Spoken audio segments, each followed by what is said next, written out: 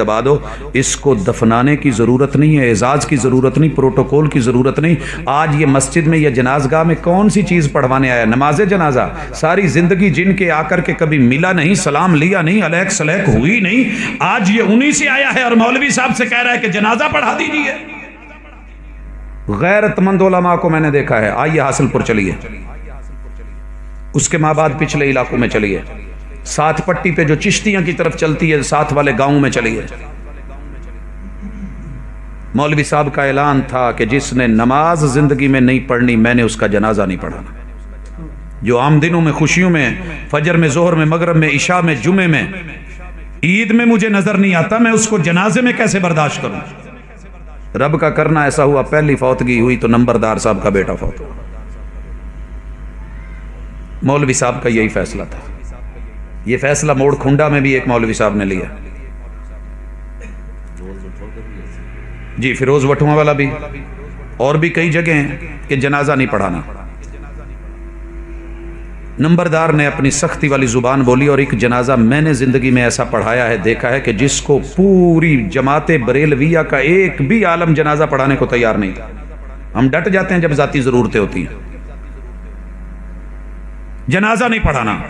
नंबरदार को बड़ी चोट लगी कि तनख्वाह मैं दूं, पैसे मैं दूं, दाने मैं दूं, मूंजी मैं दूं, गंदम मैं दूं, आटा मैं दूं, सब कुछ मैं दूं और मेरा ही बच्चा, उसी का जनाजा नहीं होगा। साथ वाले गांव के मौलवी को बुलाएगा। उसने कहा जी नहीं, हमारा एका है। 5 या 6 गांव वाले थे जिन्होंने ये एका किया।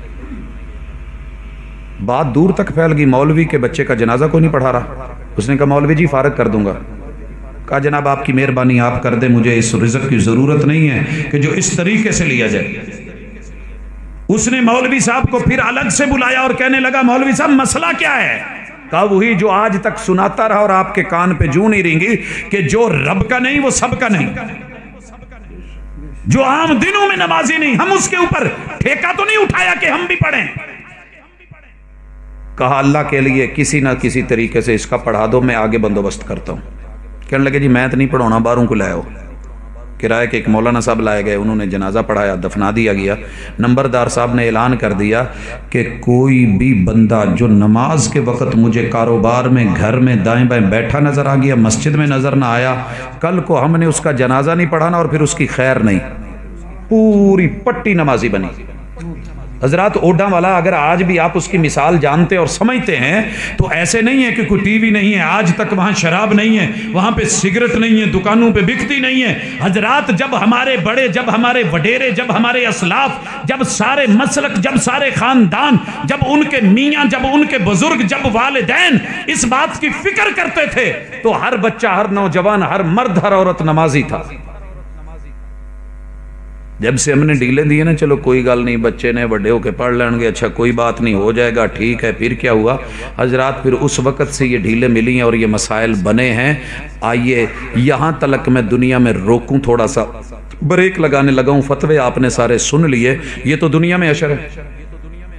अगर जिंदगी में ये आदमी बेनमाज है, ये अपनी बेटी का वली नहीं बन सकता। वलन यजअलल्लाहु लिल काफिरीना अलल मुमिनीना सबीला।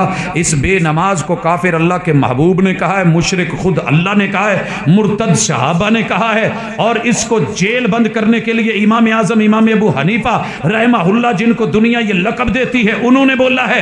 इमाम दारुल हिजरा, इमाम मदीना, इमाम मालिक ने बोला है। इमाम शाफी, इमाम अहमद इब्न हंबल ने बोला है। पीर अब्दुल कादिर जिलानी रहमहुल्लाह ने बोला है। हजरात इतने बड़े बड़े आइम्मा और उनके फैसले जुर्रतमंदाना फैसले, क्योंकि वो किसी से दाने नहीं लेते थे, वो किसी के मोहताज नहीं थे।